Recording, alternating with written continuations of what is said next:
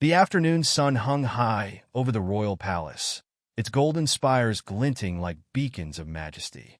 Crowds gathered at the gates, tourists snapping photos and murmuring in awe at the guards standing statuesque, their impeccable uniforms symbols of discipline and pride. Among them was Arthur Caldwell, a seasoned royal guard with sharp instincts and an unwavering commitment to his post. Arthur's day started as any other, but a peculiar tension in the air set his nerves on edge. From the corner of his eye, he noticed an elderly man, his frame slightly hunched but dignified, making his way through the crowd. His jacket bore a cluster of medals that shimmered faintly in the sunlight. Nearby, a group of rough-looking men began to form a semicircle around the man. Arthur's grip on his ceremonial staff tightened as he observed their smirks and jeers. One of the men flicked a medal on the elderly gentleman's jacket, drawing a quiet plea. "Please don't." The request was met with laughter. "Watch your step, Grandpa," one of the thugs sneered, stepping into his path. The man steadied himself with his cane, his voice calm but firm. "I'm fine, thank you." Arthur's training dictated stillness unless a direct threat to the palace arose, but his conscience urged him to intervene. The mockery escalated as another thug reached for a medal. The elderly man stepped back, his trembling hand guarding the symbols of a lifetime of valor. Arthur's jaw clenched. He'd seen enough. Breaking formation, Arthur approached the group, his voice carrying the authority of his position. "That's enough," he commanded. The thugs turned, their expressions shifting from surprise to defiance. The tallest one smirked. "Who's going to stop us?" "You." Arthur stood his ground. "Leave now, or you'll find out." The tension escalated. One thug lunged for the medals, but Arthur's years of combat training kicked in. With swift precision, he deflected the attack, immobilizing the assailant without unnecessary force. The others hesitated, then fled as the gathered crowd began to cheer. The elderly man, Edward Hargrove, nodded in gratitude. "Thank you," he said, his voice wavering with emotion. Arthur replied, "You've earned respect for your service. It's my duty to ensure you get it." The adrenaline from the confrontation still coursed through Arthur Caldwell's veins as he resumed his post at the royal palace gates. The crowd had dispersed, but the whispers and glances lingered. Arthur knew the scene had not gone unnoticed. Protocol dictated that guards remain still unless the palace or a dignitary was under direct threat.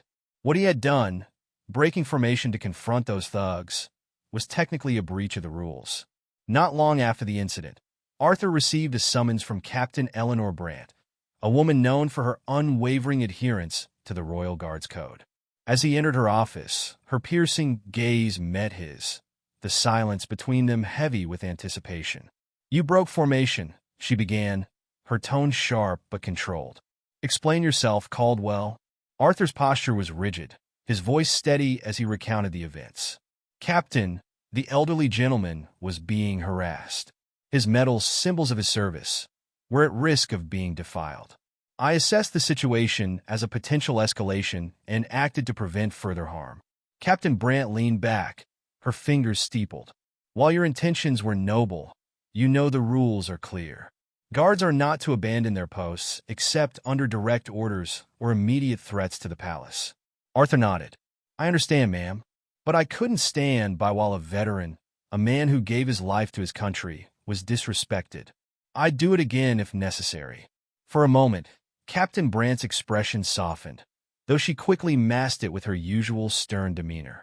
"Your actions will be reviewed. For now, you're on probation. Report for your regular duties tomorrow." Dismissed. Arthur saluted crisply and left the office, his mind torn between pride in his actions and concern for the potential consequences. Meanwhile, Edward Hargrove sat alone in his modest apartment, the day's events replaying in his mind.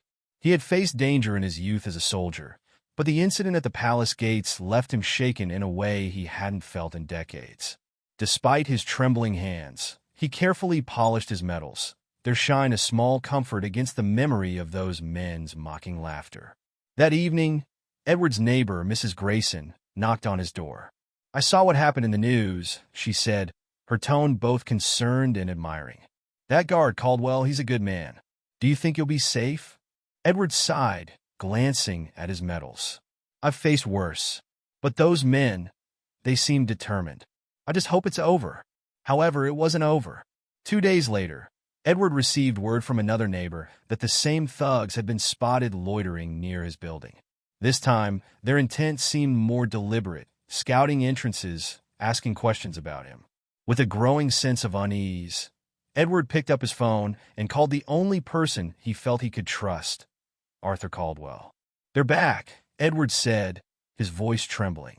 Those men, they've been seen near my building. Arthur's gut tightened. Stay inside. Keep your doors locked. I'll alert the proper authorities and come to check on you after my shift. True to his word, Arthur reported the situation to his superior. Captain Brandt approved additional surveillance, but reminded Arthur to adhere to protocol. You've already stretched the rules once, Caldwell. Don't make me regret my leniency. That evening, Arthur visited Edward's apartment. The old man greeted him at the door, his cane in hand. Thank you for coming. I hate to trouble you, but I didn't know who else to call. Arthur placed a reassuring hand on Edward's shoulder. You're not troubling me. We'll figure this out together. As they spoke, Arthur's sharp instincts noted movement outside the window. His suspicions were confirmed when he caught a glimpse of 2 shadowy figures disappearing around the corner. The threat was far from over, and Arthur's resolve only deepened. He wouldn't let Edward face this alone, even if it meant further defying the rigid code he had sworn to uphold. The next morning, Arthur Caldwell stood at his post, the weight of Captain Brandt's warning fresh in his mind. The palace gates glinted in the sunlight, but his focus was elsewhere. He couldn't shake the image of Edward Hargrove, medals gleaming, standing defiant against the men who had no respect for his service. As tourists meandered through the palace grounds, Arthur's thoughts were interrupted by the sharp ring of his phone. Glancing down, he saw Edward's name flashing on the screen. He stepped away from the crowd, answering in a low voice. Arthur, it's happening again. Edward's voice trembled. Those men, they're outside my building. Neighbors saw them lingering near the back entrance. Arthur's grip on the phone tightened. Stay inside. Don't engage with them. I'll come by as soon as I'm off duty. Thank you, Edward said, his relief palpable. I didn't know who else to call. After the call ended, Arthur's mind raced. Protocol dictated he report the situation immediately, but he hesitated. Captain Brandt had already warned him about overstepping. Could he risk her ire again?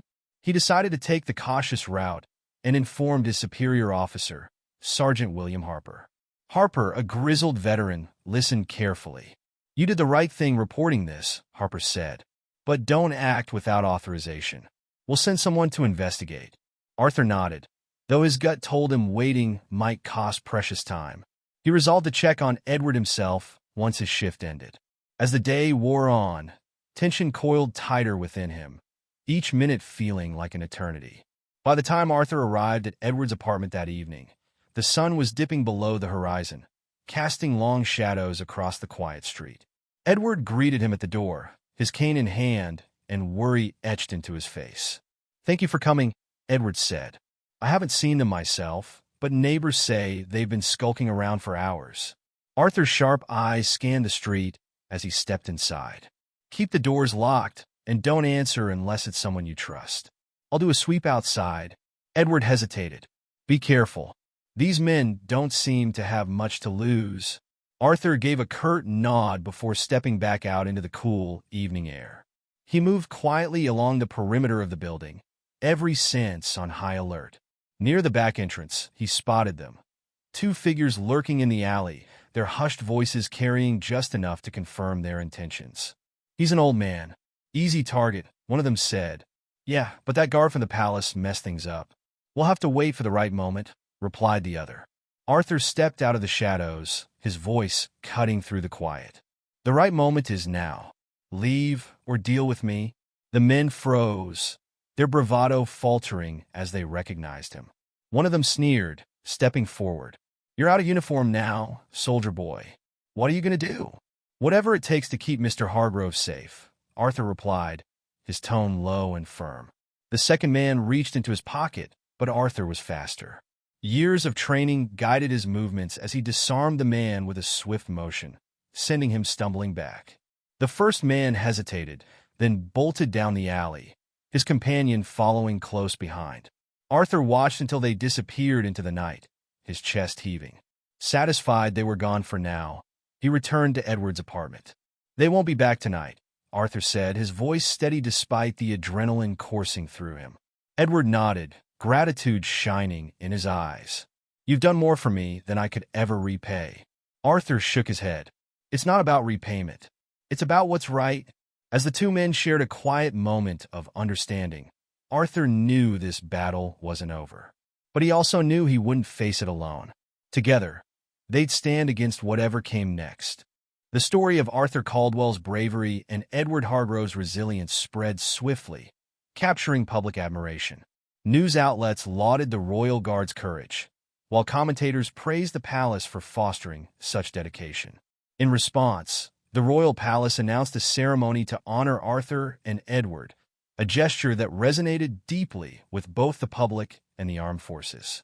The courtyard of the royal palace buzzed with activity on the day of the event. Rows of neatly arranged chairs faced a raised platform adorned with the palace's emblem. Guards stood at attention, their polished uniforms gleaming in the sunlight. A sea of spectators, including dignitaries, veterans, and curious onlookers, filled the space. At the center of it all, Arthur and Edward sat side by side, their contrasting appearances. One a stoic guard in formal attire, the other a weathered veteran with a cane, symbolizing unity across generations. Captain Eleanor Brant took the podium, her voice firm but resonant. "Ladies and gentlemen, we gather today to recognize acts of extraordinary courage." Royal Guard Arthur Caldwell demonstrated that duty transcends protocol. His unwavering bravery reminds us of the values we strive to uphold. A round of applause rippled through the crowd as Captain Brant stepped back, gesturing for Arthur to rise.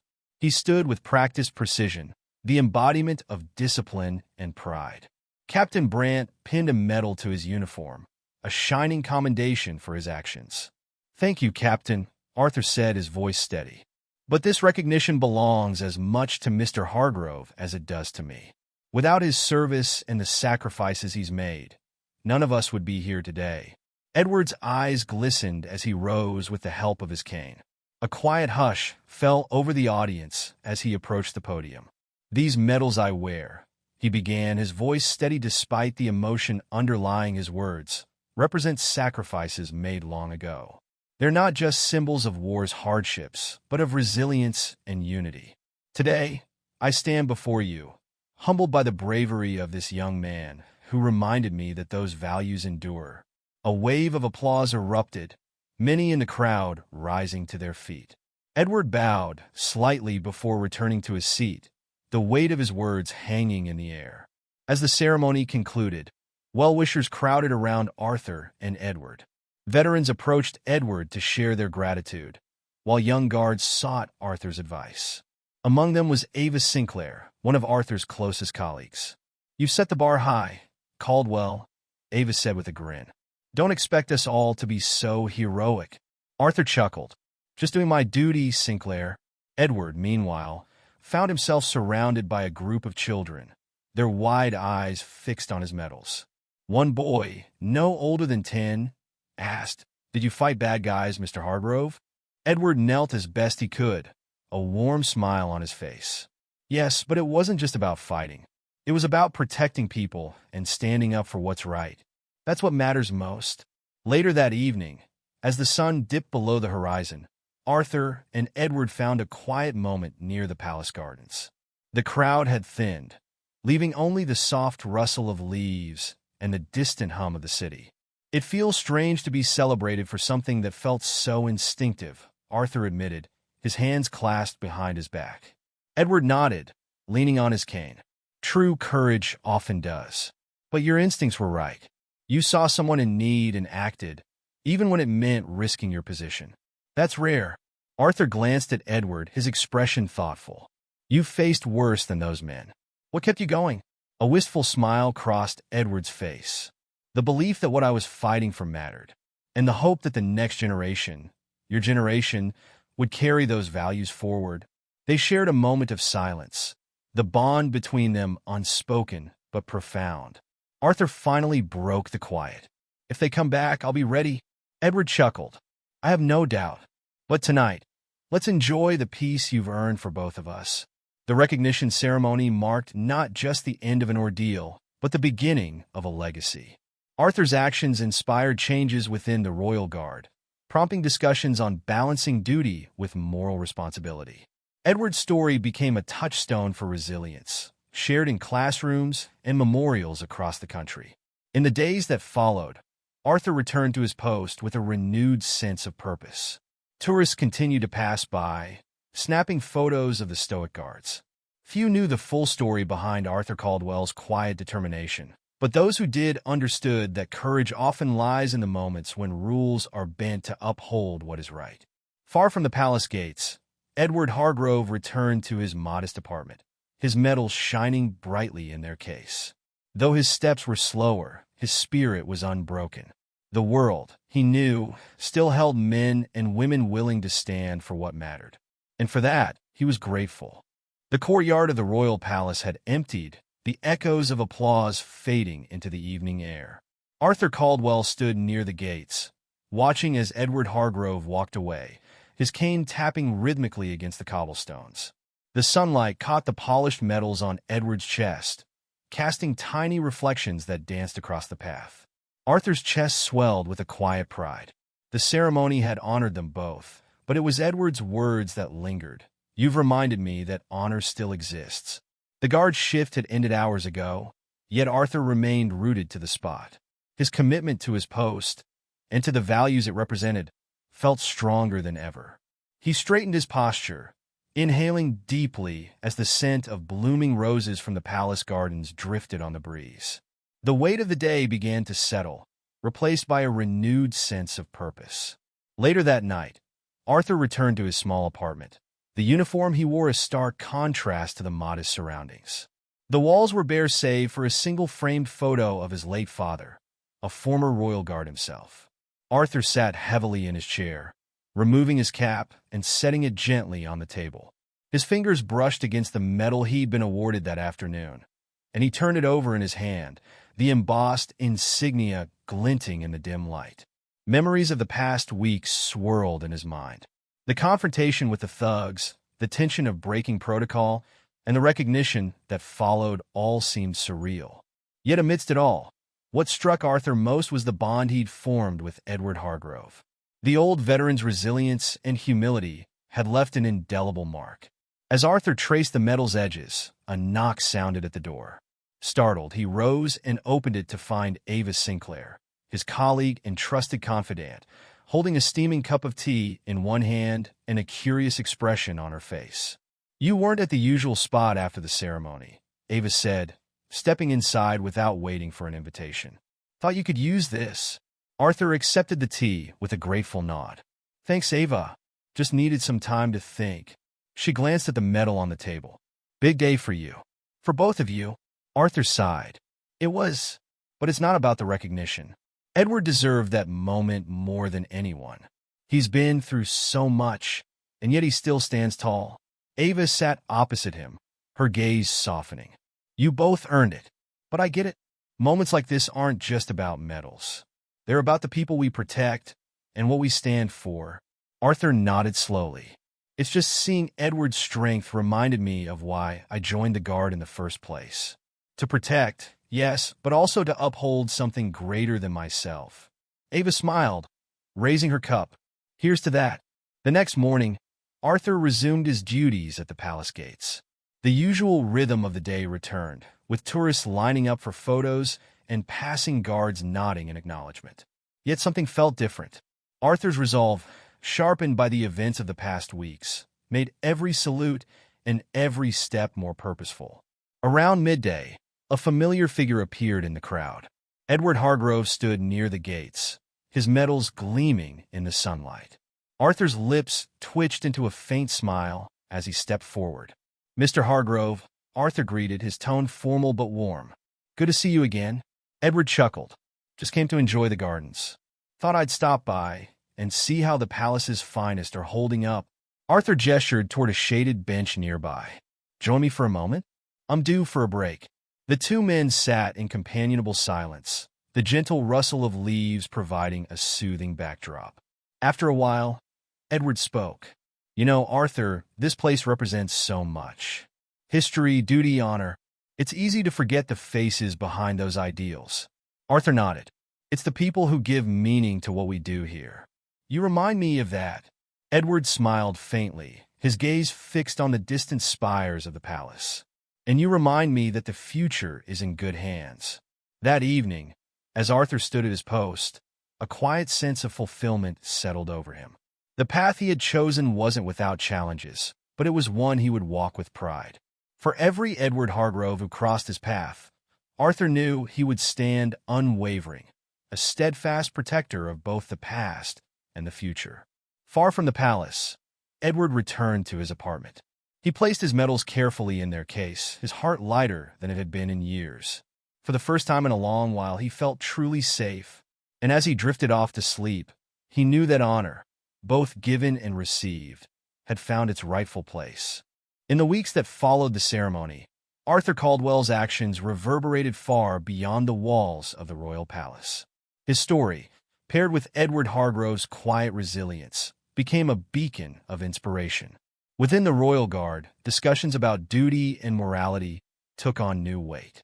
The once rigid protocols that emphasized discipline over discretion began to shift toward a more balanced approach, acknowledging that sometimes the right choice meant bending the rules. Captain Eleanor Brandt, once a staunch defender of strict adherence to protocol, called for a series of workshops. These sessions encouraged guards to discuss scenarios like Arthur's and to consider the ethical nuances of their decisions. Courage is not just about following orders, she addressed the guards in one of the first workshops. It's about knowing when to stand for something greater. Arthur, though initially hesitant about becoming the centerpiece of these discussions, soon embraced the role. He shared his story candidly, emphasizing not just the confrontation, but the thought process behind his actions. When I saw Mr. Hargrove surrounded, Arthur explained to a room of young recruits, I didn't think about protocol. I thought about what those medals represented. Sacrifice. Service. I couldn't stand by and let that be dishonored. The recruits listened intently, some nodding in agreement. For many, Arthur's words were a reminder of why they had joined the guard in the first place. Beyond the palace gates, Edward Hargrove's life took on a new vibrancy. He became a frequent visitor to the palace, often invited to speak to schools and community groups.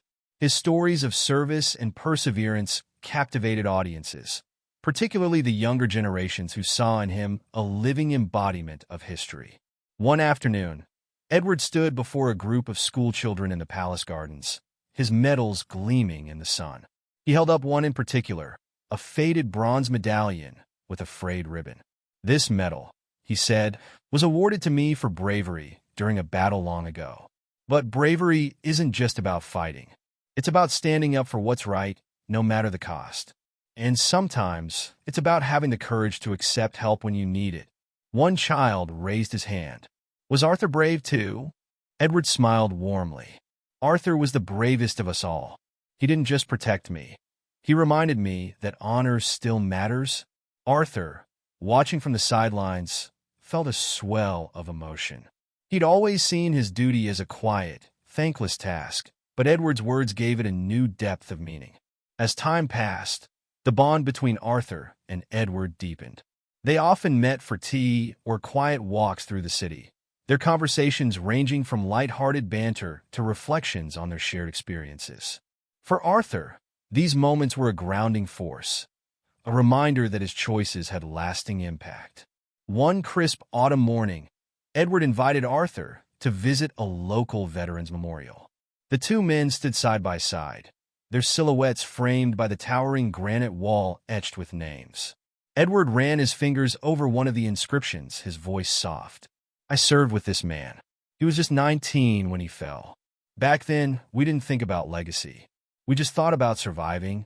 Arthur placed a hand on Edward's shoulder. Your legacy isn't just about surviving. It's about teaching the rest of us what it means to live with honor. Edward's eyes glistened, but he managed to chuckle. "Careful, Caldwell. You're starting to sound like an old man." Arthur laughed. "I'll take that as a compliment." Back at the palace, Arthur's impact continued to ripple outward. A new training manual was introduced, incorporating scenarios that emphasized empathy and moral judgment. The changes were met with some resistance from traditionalists, but over time, even the most skeptical guards began to see the value. One day, Captain Bran approached Arthur as he stood at his post. Her expression was thoughtful, her tone uncharacteristically soft. "Caldwell, you've set an example not just for the guard, but for me as well. I've spent years enforcing rules, but you've reminded me that the heart of our duty lies in protecting people, not just institutions." Arthur nodded, humbled by her words. "Thank you, Captain. That means a great deal." As the years went on, the story of Arthur and Edward became part of the palace's lore.